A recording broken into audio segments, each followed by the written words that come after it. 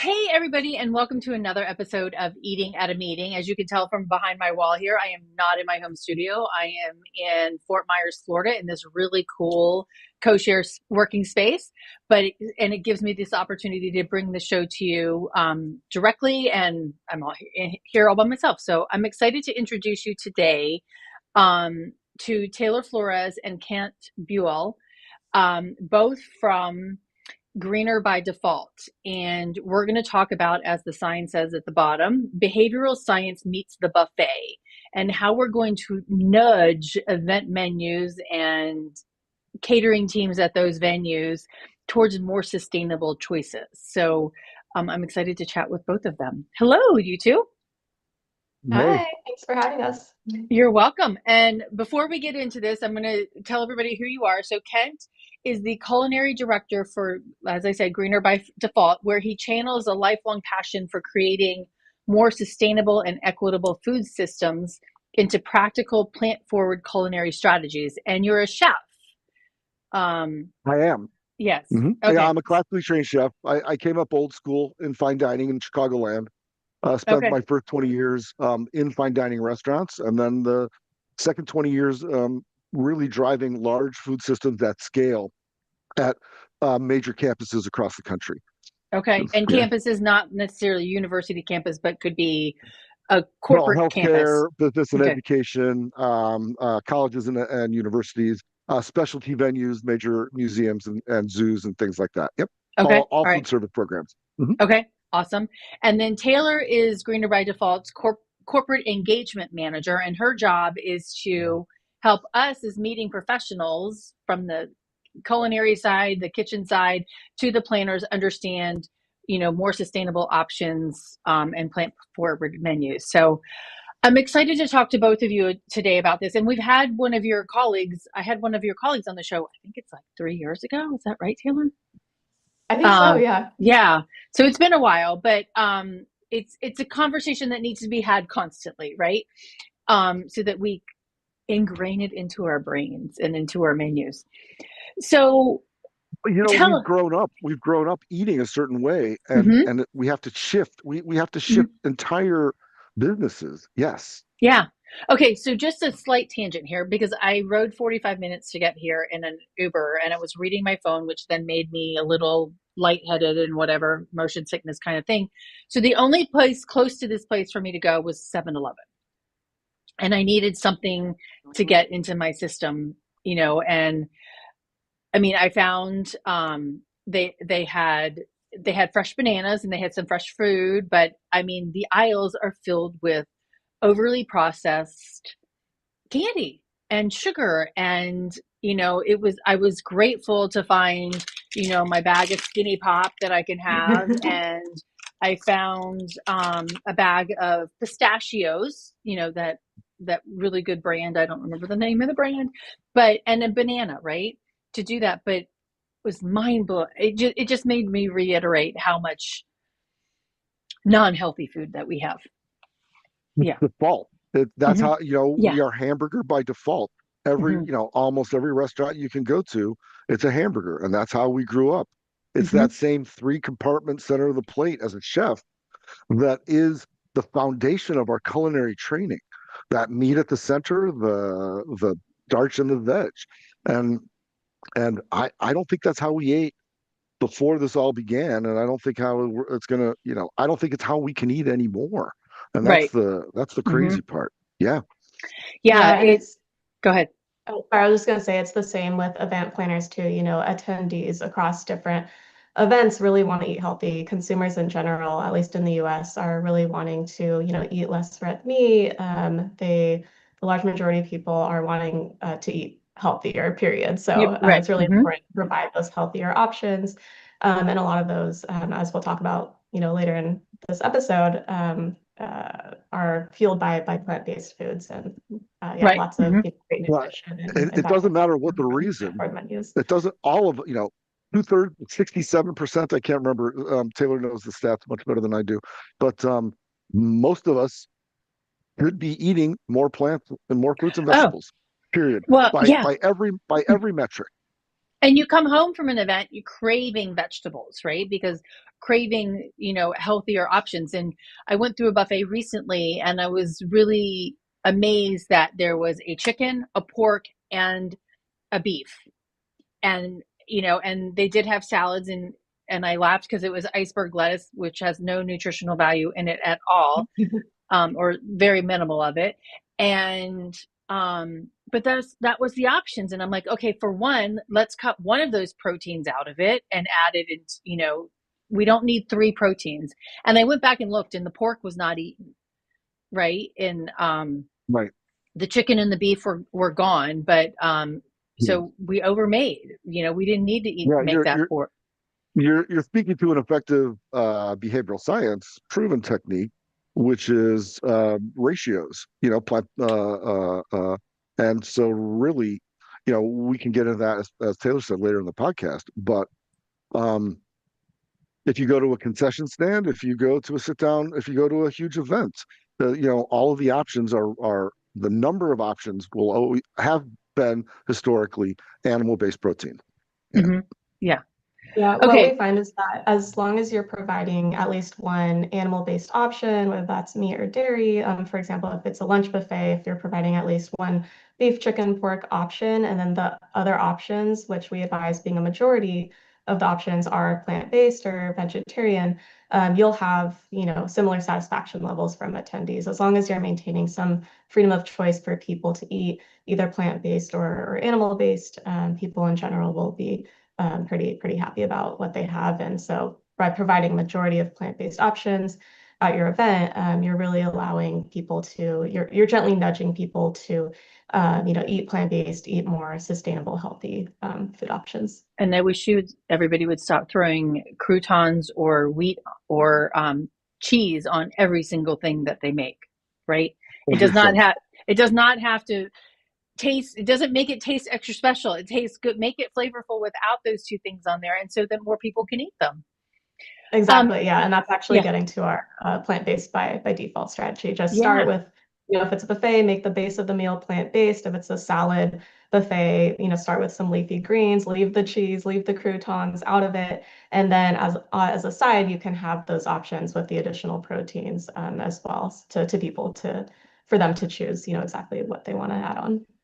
One challenge to that, though, was a meeting planner recently posted in a Facebook group that if they wanted, a hotel told them if they wanted the salad deconstructed, they would have to pay extra per item.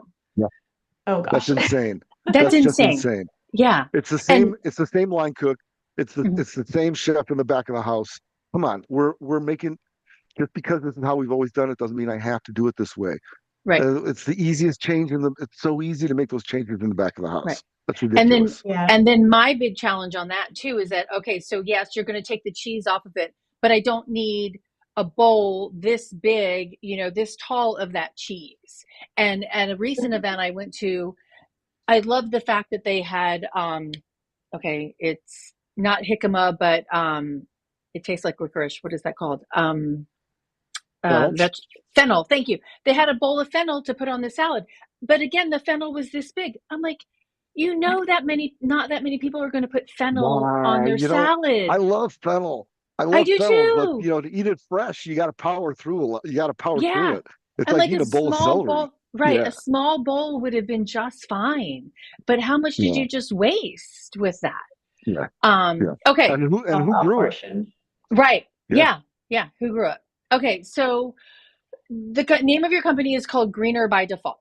So let's jump right into this. Like, what is the power of Greener by Default? And for planners and for catering food service companies, what does that look like in practice? And why is it so effective?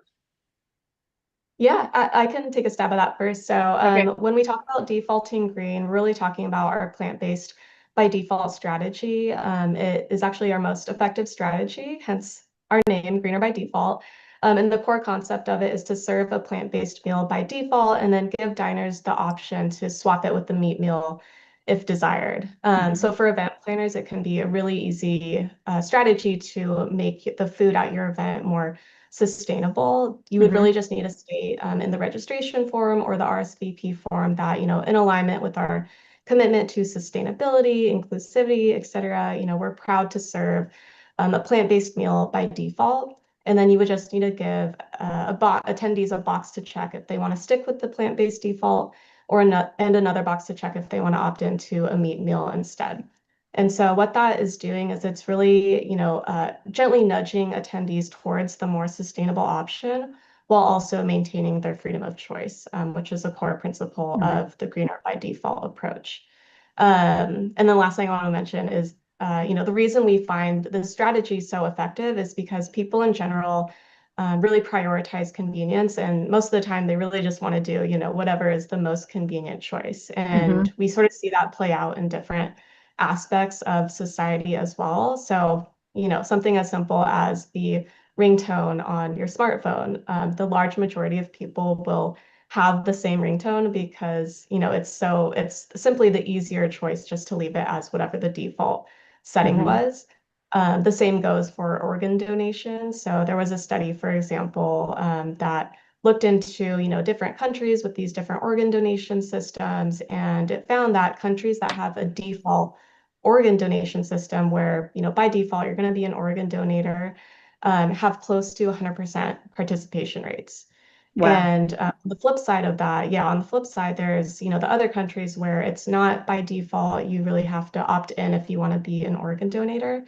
Those countries only had close to around 30% participation Interesting. rate. So there is definitely a lot of power in defaults. And of course, there's going to be differences in the effectiveness of the strategy on like organ donations versus the food that you're choosing at an Right. event.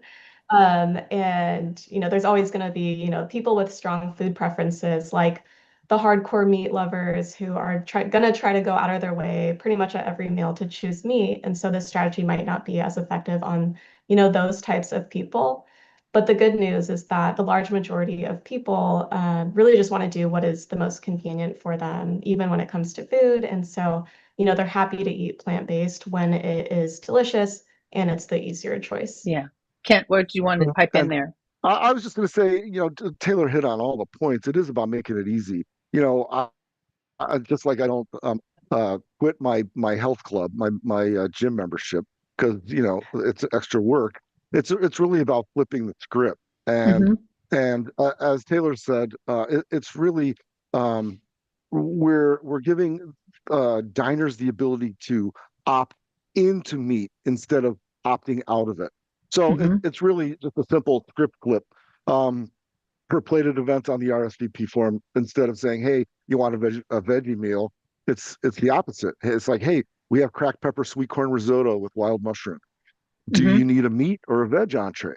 And you're not taking away choice. We're just reframing Right. reframing that choice. And Mhm. and those hardcore carnivores can still say, "Oh yeah, I want a meat option." Of Right. course, Yeah. but most of us are going to go. That sounds kind of tasty. I'm not. I'm just going to go with what they gave me. And Right. so it's really changing the script. How okay, so Kent, just based on some of your comments a few minutes ago too, and you Hmm. and your experience in the culinary, running large campus food service Hmm. operations, I mean, thinking at it from a conference of 6,000 people, right? Hmm. How can we change that mindset of that? I want to say the property first, right? To say, hey, this is something that Sure. we can do. And, but also having the options that taste good and look good and sound good. Because for the most part, as I think we were talking about before we started the show, it is let's remove the meat from the plate and then you got some steamed broccoli and a potato, right? How do we Exactly. It's change that. that It's that. mindset? Yeah. It's that three compartment plate at the center of the plate where there's a hunk of meat in the middle. Right. The none of this works if it isn't delicious.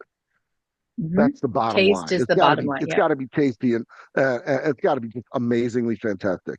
And most of us appreciate a fantastic dish regardless of if it has meat or not. Mm-hmm. Uh, a spicy Thai noodle stir fry. Everyone is like, "Oh, that's approachable. I can get that." pad thai is such an easy one. I can make that without fish sauce, without egg, and everyone's like, oh, I get a pad thai. So first of all, um, we have a culinary gap. I learned traditionally, and I was just at the CIA at an event this year, and there was still the center of the plate where it's like, here's your meat, here's your starch, here's your veg. And so really, we do have to embrace building the fundamental building blocks of creating a delicious dish, where it's like we start with a grain. We add, a pulse, a legume, a bean, a pea, and then it's just our imagination. So, 6,000 people, it's really, it does have to start creatively. If I were going to purchase for that, it would be half chicken, a third meat, and then, I'd have 10 or 12% veg. Instead, let's make two veg options and one meat option. Let's flip the script. Let's look at ratios and say, hey, I can do an approachable dish, I can do an out there dish, and then I'm going to do a veto vote, which we all have on our menus, which is where someone's like, no, I'm scared to try something. I'm just going to have my standard option.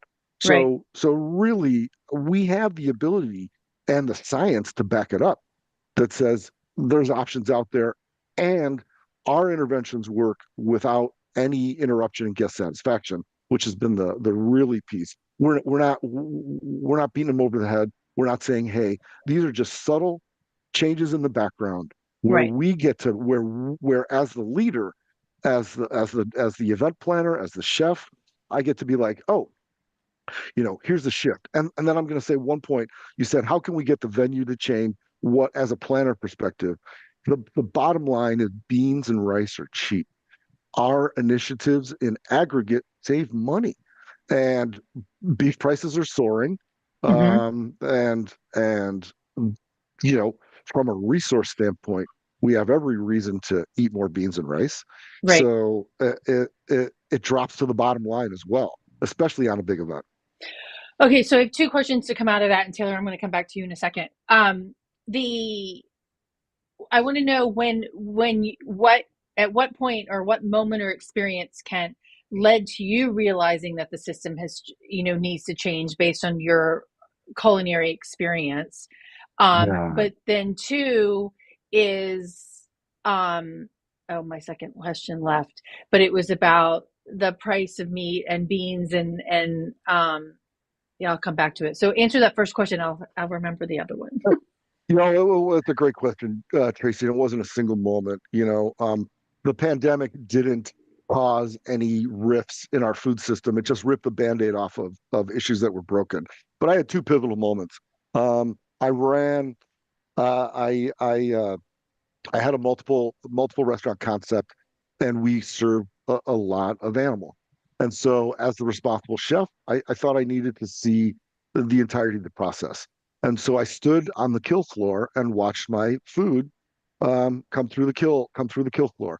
And I walked away from that, and I said, if I had the chance to do that again or eat from my garden, which would I do? And so I said, I probably have I probably would make different choices unless I had to eat those animals. Um, and then there was a second event where I was working on a food program in Guatemala, and I saw these. I was like, hey, where's the market? And so we found the market, and these were giant bags of carrots that I recognized the labels actually came in the back door on my pallets. So these were actual carrots that would probably end up in my house. Um, and there were kids in their underwear with pesticide strapped to their back, walking the hills, barefoot, spraying the Wow. vegetables with pesticides. And I was like, we gotta do better. And these were kids stunted from malnutrition, growing the food that was coming to me. And so it was it there are heartbreaking inequities in our food system. And I know when we get close to local, when we get close to Let's eat what we need. Let's not Mhm. fill the buffet as we were talking about. That we can do better. 30% of our food is just wasted along the Mhm. way. So, you know, 30% of those carrots that the kids risk their lives for are ending up in our garbage. So yeah, we can do better in our food system. I absolutely believe that. We, that's heart wrenching. And it doesn't need to be that way. And just kind of bringing a little bit of the farmers that are now being hit hard with the tariffs and things that are going on, and they're, across the Soybeans board. and beef. Yep. Hmm. Yep. Yep. Yeah, it's And the crazy. soy, and right. So we've got to be able to help them survive and feed us all. But Sure. okay. Um, I want to take it away from a little bit of that there, Taylor. So, and because the title here is behavioral science, and you mentioned a little bit about it, but how can the small shifts in the menu layout or the language have a big impact? Because I'm like, you can say filet mignon with broccolini, right? It's just the word broccolini, right? And I actually Mhm. laughed yesterday. Sorry, getting something out of my eye, but um, the buffet said hand cut Brussels sprouts caramelized, and I'm like, okay, Wow. the word hand cut, I'm like, is that really necessary to use the hand cut? But it elevated it a little bit, right? So can you talk about a little bit of that? Yeah, yeah. So that is, yeah, brings up a great point, and really relates to what we call our tasty title strategy, which Okay. is all about, not using the terms vegan, vegetarian, meatless, unhealthy, and instead using more appetizing descriptors like hand cut, like homemade, spicy, sizzling, etc. All of these other better, descriptors that focus on rather the flavors and the ingredients of the dish and the provenance of the dish as well. There was actually a study done by the World Resources Institute that found that using that type of approach can increase the sales of plant-based dishes by about 76%. So it can Wow. be really, it can be really effective, and it's such an easy strategy that really any event planner or venue team, catering team can use really right now.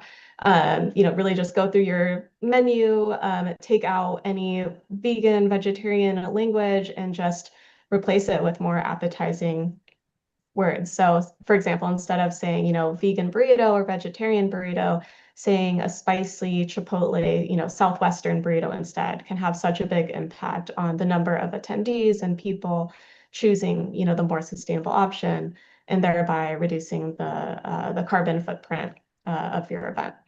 And so, I go ahead. Oh, I was just, I'm sorry. I'm really sorry to interrupt. That study also showed that uh, the tastier titles were perceived as more delicious. So Really? not only did they sell more, but they tasted better to the diner, just like changing the Psychologically, name. yeah. Mm-hmm. Yeah. Right. And also, Sorry, Taylor. Hmm. no, you're good.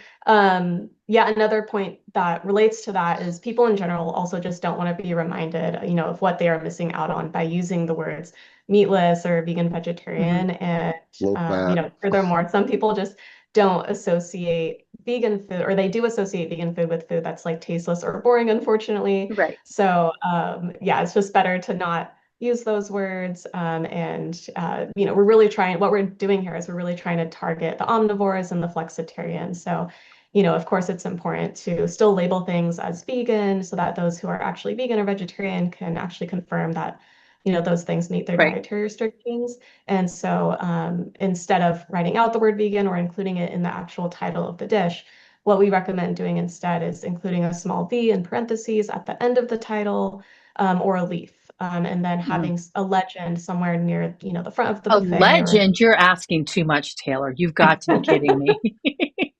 I know. Yeah, I'm like, there's heaven definitely a few. forbid there's a code system. Yeah, it can definitely be, an adjustment, for some Right. venues who currently, write out those words, the Mm-hmm. vegan, the gluten-free, nut-free, et cetera, on each individual dish placard. But, I think that's why it's so important for event planners to have these conversations with the catering team and with the venue staff at the beginning of the event so that they're really in alignment and on board with the different strategies you're recommending, so that when you're recommending this new dish labeling system, for example, it's, they understand the reason behind it and how Right. important it is to meeting your event's sustainability goals. Well, and so yesterday I was at the Sunseeker Resort here in Punta Gorda, I think that outside of where I am in Florida. And they have a beautiful bakery and they had some gluten-free cookies and brownies. And it was actually the best chocolate chip gluten-free brownie that I've ever had. Oh, And wow. it was because you expect, and this is what society thinks is gluten-free is horrible, it's dry, it's bland, and things have gotten better. It was a moist and that's probably not a really good word to use, but it was not a hard and dry cookie. But thinking through that, and it had GF in the front of it, which I'm glad that they've labeled it. But at the same time, when I'm going through buffets and it tells me that it's gluten free or nut free, or it, like, you're not actually telling me what's in it, which for somebody with an allergy or who's vegetarian, like that burrito that you mentioned, it could be bean burrito, add the word bean in there so they know that it's not a beef, right? Or, Right. yeah, and but Double chunk chocolate. right, yes, yeah, yeah. Make it sound tasty. Exactly. Words matter. Yeah, Words matter. yeah. Exactly. Yeah, and I feel like this Exactly. strategy is probably one of our most fun strategies to implement too. And you can really, get wheels turning, get their innovative juices flowing with, Mm-hmm. the culinary team, and really make it a sort of a fun activity Mm-hmm. where, we all come together, we treat it as a workshop, and we all come up with, more fun, innovative titles. And that's a great way also to get the culinary team's buy-in into what Well, you're and I doing. also think that would be fun for, like, if somebody was sponsoring that event, like, let's just say Tucson tacos, right? And doing something fun with that That's aspect. part of the strategy. Mm-hmm. That's an effective part of the strategy as well, is um Chef Special, or Tracy's Own. Mm-hmm. So, you have authority, you're respected, your opinion matters. If you stand behind a signature item, if we said this is eating at a meeting's own Mm-hmm. signature dish, then those are powerful, powerful indicators to the diner. Mm-hmm. So yeah, absolutely. The name matters, the words matter. Although I am worried, or chef special scares me in some ways, depending on Sure, where you because are. Yeah. Yeah. yes, of course. I have put, yesterday's leftovers are today's soup. And Right. so there, Yes. there are lots of tricks, but quite the our standards and our food standards are so high that I think we're pretty safe with chef specials these days. Yeah. Okay, so I want to go back to, we talked about it a few minutes ago, to the flavor needs to come Hmm. first, right? Because Hmm. even with that gluten-free cookie, right? It should taste good. And I joked about it in my presentation yesterday at Meetings Made Easy's It experience. must taste good. It must taste good. And if you're old enough, and Taylor, I don't think you are, but if Mikey likes it, right, then it's good, right? From Life Yes, Cereal. yes, And it's the indeed, same indeed. concept with everything that we're making. We should make it all delicious. But how do you teach chefs and catering teams to create plant forward dishes that are truly satisfying Yeah, to the omnivore, right? yeah. That's the Without tacit saying, skill hey, gap. it's like with the fake meat, this is fake meat, right? I don't want you to make me That's a great call. tofu that tastes like chicken, right? Right. Yeah. If we take that same compartment, and we've tried that. We've tried, the analogs Mhm. where, you just took the meat away, and so we're putting it back. And the analogs are fantastic. They serve a niche. They have they make significant progress in terms of sustainability, driving the carbon impact of the food that we eat. But the just changing to uh, an analog burger isn't the solution yet. And really, you're talking about a tacit knowledge gap that culinarians, and this there's recent efforts in France where they forced plant-based meals in schools, but the culinary teams didn't know how to make them. And so Mm-hmm. now they had to pull back on the restriction. They went to meatless Mondays, and then now the effort is to teach the culinarians about building the fundamentals of a plant-based dish. And really, that's where we are as an industry right now. This knowledge gap, where first we have to focus on you know, mouthfeel, rich umami. What is it? What is it that satisfies us? And and learning whether it's nuts or proteins or a hearty grain that gives us that mouthfeel that feels so good, or the mushrooms or whatever it is. Then really it's taking a look at mastering texture and layering, these dishes where Mm-hmm. it's like, why aren't we finishing with there's a great garnish out of the Middle East or Africa called dukkha, where it's ground nuts and spices and we just finish our dishes with this texture and proteins and rich flavors and so really then it's layering in very varied technique, the roasting, the toasting, the charring, the searing, Mm-hmm. all of those pieces are just critical. And i I do think, as a culinarian, I stood on a wood grill, which is a different technique than cooking on a grass grill. I cooked meat for 15 years of my career. I was the best. I'm the best grill cook I know, and I'll grill against anybody. And so I know it fantastically. And then to take that away, I was left with a gap on the plate. And looking at this, this three thing that I was trained to Mm-hmm. cook.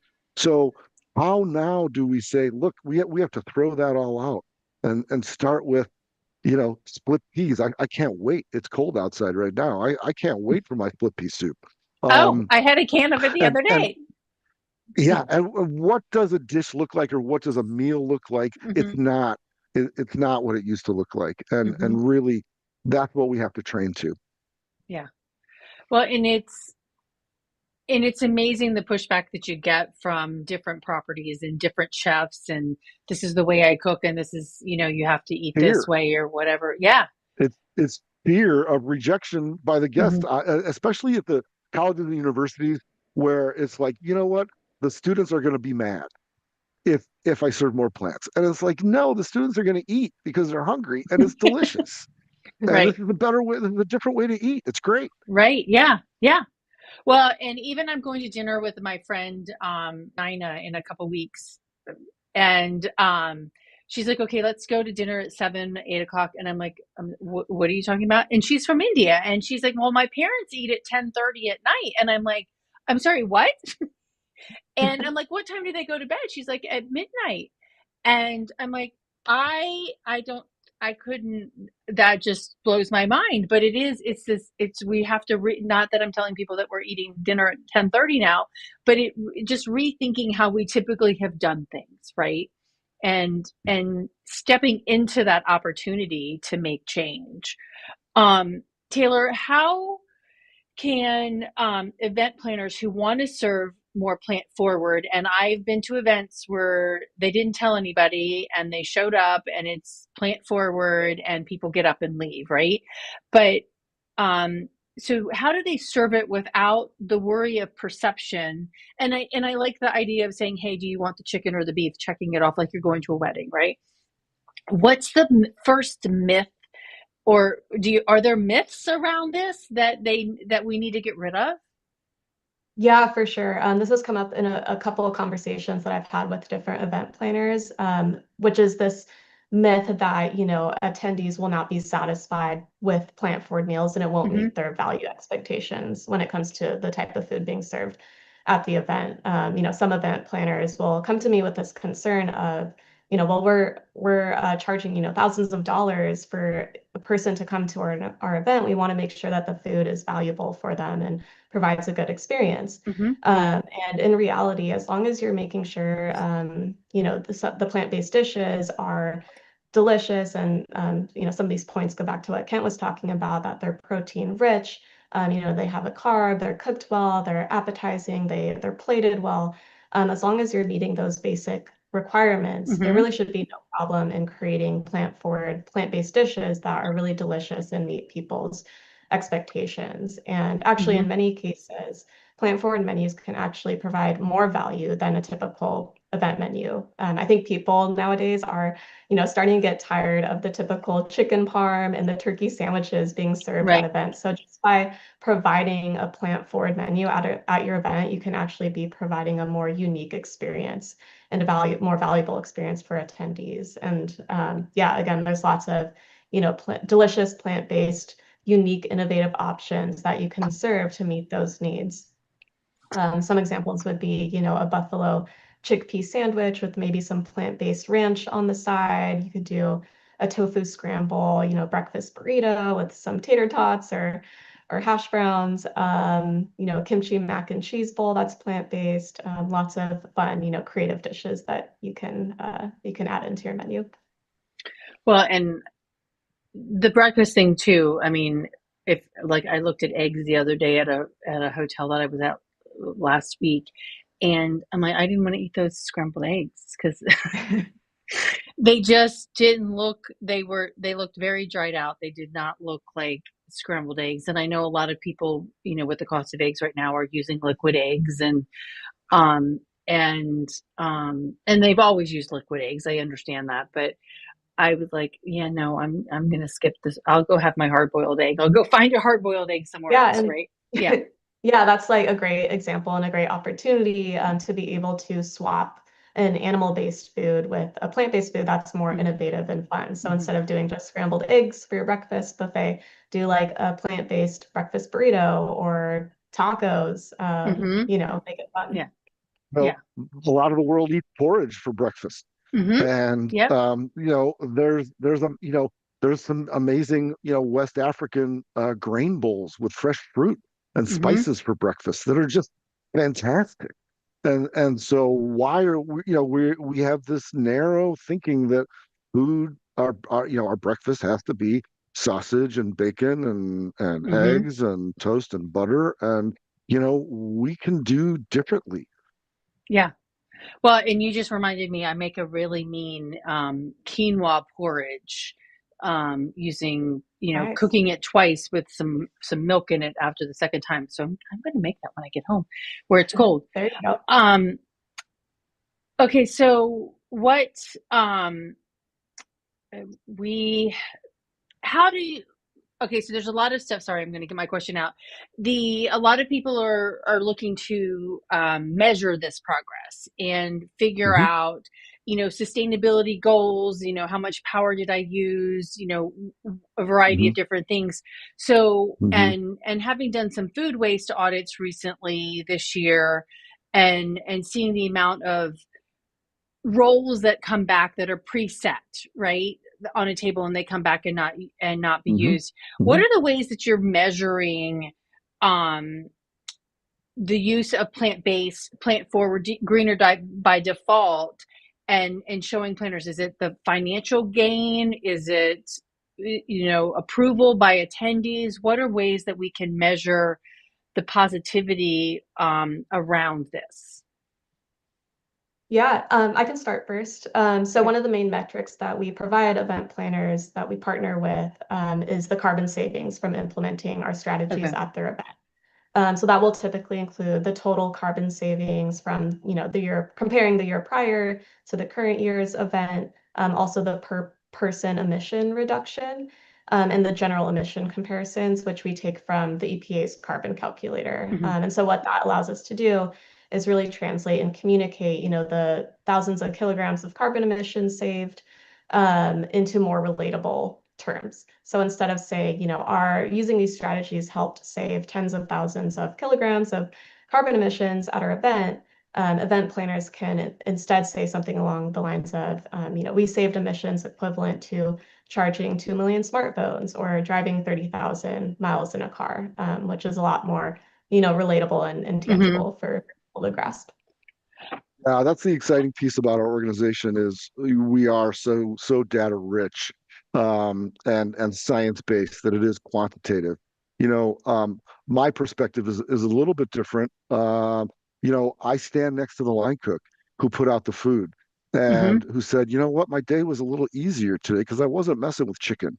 I didn't focus on cross contamination or multiple ingredients, or I just served this great dish today. And for me, the feedback mechanism is really, there's this moment when we open the buffet and everyone's got their plates and everyone sat down, and I sit and I listen to the room. And so I was just at a healthy menus event in Chicago Hmm. 2 weeks ago for healthcare, and the buffet opened, everybody ate, and there was this quiet in the dining room where people weren't. You can hear the sound level of satisfaction when there's just quiet and you just hear a fork on a plate. You don't hear anything, and so really for me, that is the most successful measure. When I've stood next to the cook at the process, they were skeptical. We did it forward. They believed in the food. They put the food out, and every guest um, found what they needed and Hmm. sat there and ate and enjoyed the food. So really, for me, it's that contagious guest experience that is sort of most effective in for what I do and how I view our success.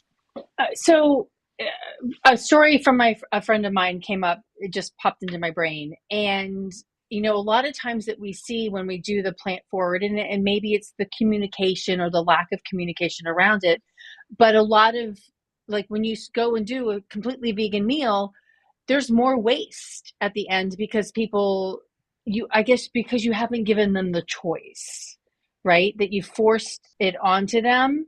And is there a way to measure that? Have you done that, to see how that is? Because a lot of times those vegan plates are just, people don't eat them. Does that make I think sense? Yeah, I think honestly, our approach of maintaining diners' freedom of choice by having at least one animal-based or meat-based dish available can definitely reduce food waste in case, as you mentioned, there's some people like the hardcore meat lovers who Right. maybe the plant-based by default strategy isn't going to work on them, so they're really still going to go out of their way to Hmm. like try to find a meat meal. But generally, when we work with an event planner or any organization, we're not only helping them to serve more plant-based dishes, but we're helping them make their existing plant-based options more appetizing, more Okay. delicious by using those tasty title strategies, by providing culinary training with the staff and the culinary Okay. teams. So that in itself, just making their plant-based dishes more delicious, can help drive down food waste of specifically the plant-based items. And then, if you look at total embodied energy of that waste, Hmm. throwing away the chicken or the beef at the end of the is a lot different than throwing away the fruits and vegetables. And Okay. so, sure, there's waste in every event. We see that, and 30% of the food that we grow in the United States goes to Hmm. landfills. Right. So it is completely wasted. But if you look at the energy of that, and that's where the science comes in. We also have looked at that waste and tracked it, and are beginning to look at new novel ways to track it better. But I feel a lot better putting something on the compost pile than I do if it was grown and slaughtered and shipped and cooked and thrown out. Okay. All right. That makes sense. Okay. Um, couple of quick fire questions here, and this one is only, well, Taylor, you can answer this if you want, but you've cooked from everyone from Alice Waters to Julia Child. Um, so two questions from that. What would you say about how the food industry's evolved and where is it headed next? And then between those two women, who would you rather sit down and have a dinner with? Oh, that's not a fair question. I do. Alice Waters opened my eyes. It was the late '80s. I did a stage. She was coming into our place. She was also it was I believe for a La Dame d'Escoffier Yep. event, Hmm. and so uh, uh, we opened this box of produce, and she knew the provenance on every heirloom vegetable, and Wow. so Alice opened my eyes early to farm to fork, really. And Julia, I watched growing up, and she's a powerhouse, and I was honored to cook for her birthday Oh, wow. at some big events. Um, so how would they say the industry's changed? I think Julia would be fascinated by our technique today. The fact that we can create, crazy nacho cheese with cashews or potatoes or whatever it might be. I'm not necessarily talking about molecular gastronomy, but we've come a long way from our classic French roots. Hmm. So and then I think the fact that we now, years ago, food miles was part of the conversation. How Hmm. far away did this come? And so really Alice's love of local and to know provenance and has so I see the the industry moving more towards that. I don't think we have a choice. Hmm. I think our farmers need to diversify their crops. I think we're healthier when it's local and tastes Hmm. great and more nutritious. And so I like to see. I don't think we have a choice but to eat more fruits and vegetables and eat plants as a default. And sure, we can, let's just like the blue zone diets, we can layer in meats and proteins or animal-based proteins if we want to or need to. And then who would I rather have dinner with? That's a tough question. I still have a chance to have dinner with Alice maybe someday. Hmm. But so I got to put Julia in the list. I watched her on TV. I stood next to her. Um, she is fundamental in me growing up to love food. So yeah, I think, and plus she's just such a bon vivant. You just love. So not that Alice isn't, but Right. yeah, I'd want to have dinner with Julia. Okay. Awesome. Okay, finish this, both of you, if you can finish this sentence for me. Every meal should. I would say every meal should be planned with intention and, aim to gently nudge diners towards the more sustainable option while maintaining diner freedom of choice. Yeah. I'd agree. I would just say every meal should matter. You Okay. know, Yep. we can do better. Awesome. Thank you so much. Can you tell everybody how to get a hold of you all?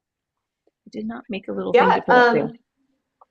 yeah, I'd be happy to, chat with anyone that may be Hmm. interested, especially event organizers and other hospitality professionals, and implementing some of these strategies into their Hmm. own operations. So anyone who's watching, feel free to email me at any time at taylor@greenerbydefault.org.